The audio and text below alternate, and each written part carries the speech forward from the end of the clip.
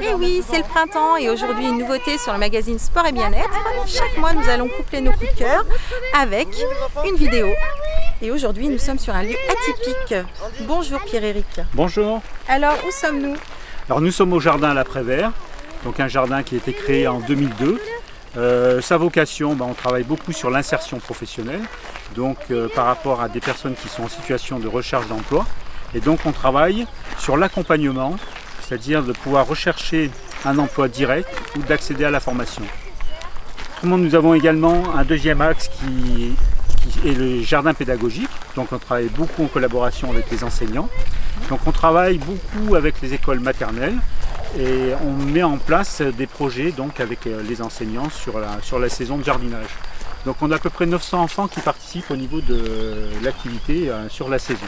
D'accord. On a également le mercredi après-midi où on a une petite école de jardinage, donc gratuite, et qui concerne les enfants de 6 à 12 ans. Et donc avec mon collègue Stéphane, on met en place des actions sur des techniques de jardinage, une sensibilisation à l'environnement et également tout ce qui va concerner la cuisine, la transformation des produits.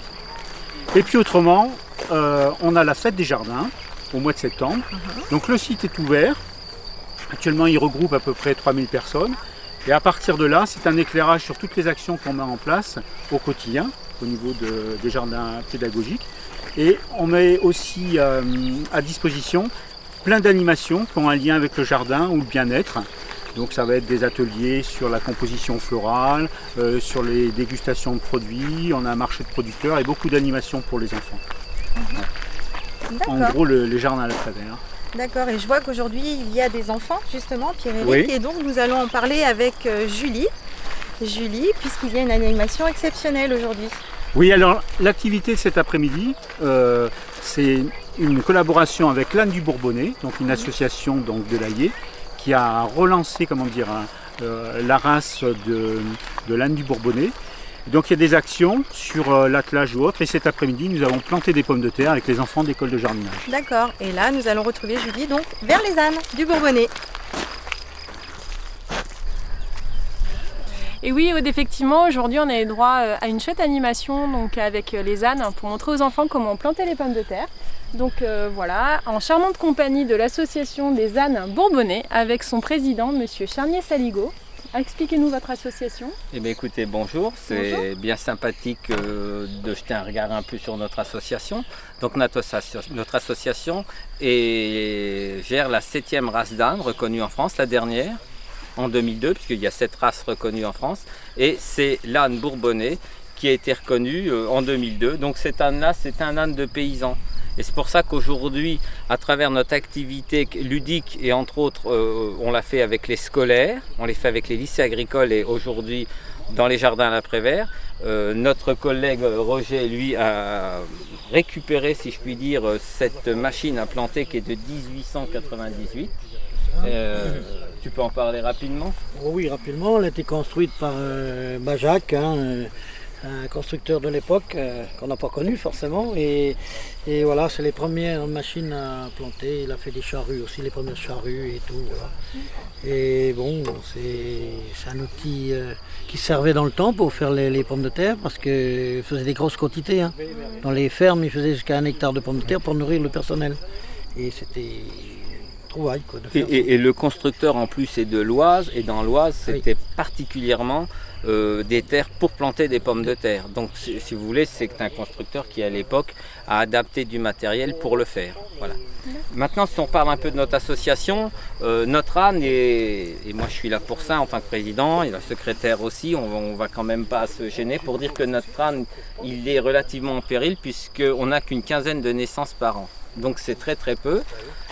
Pourquoi? Parce que finalement, on est dans une phase où on essaye de le réhabiliter dans l'utilisation, puisque aujourd'hui on va avoir autre chose que des ânes tondeuses à gazon et des ânes dits bisous, que j'aime pas du tout, c'est-à-dire qu'on va essayer de réhabiliter l'âne au travail à travers le travail de jardinier et le travail de maraîchage. Pourquoi? Parce que dans le maraîchage, vu qu'il n'est pas très haut et relativement facile à mener, déjà une seule personne peut faire des travaux contrairement à un cheval, et sur des plus petites surfaces et entre autres avec des hauteurs beaucoup moins hautes, puisque maintenant quasiment toutes les serres sont finalement un peu en tonnelle, donc ça permet d'aller quasiment exploiter au maximum le terrain qui est couvert.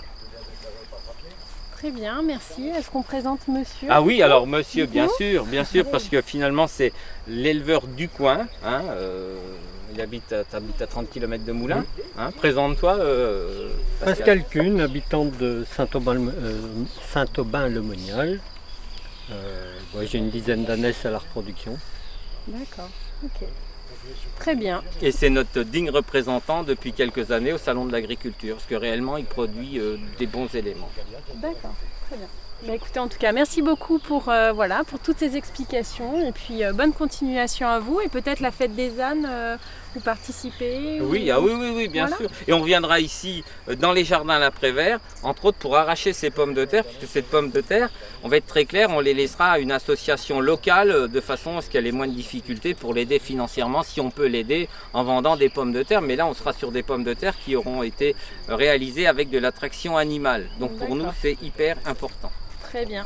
Merci beaucoup en tout cas. C'est nous. Merci. À bientôt. Merci. Au revoir. Au revoir. Donc merci Pierre-Éric pour ton accueil aujourd'hui. Mais c'est Et avec donc plaisir. si aujourd'hui, demain, quelqu'un veut inscrire son enfant au jardin, à l'école pédagogique, Alors, comment ça se passe? il y a plusieurs possibilités. Déjà, dans un premier temps, il y a le site internet de la ville d'Yzeure, où vous aurez un petit peu tous les renseignements concernant les jardins à l'Après-Vert. Autrement, il y a un contact direct, le 06 61 90 66 54, voilà, qui vous permet d'avoir un lien direct avec les animateurs des jardins. Et puis autrement, la chose la plus simple, c'est de venir nous rencontrer tous les jours, à partir du mois d'avril. On est présent de 8h à midi, tous les matins. Vous pouvez venir nous rencontrer, ce sera avec plaisir. Merci Pierre-Éric, à bientôt. À bientôt.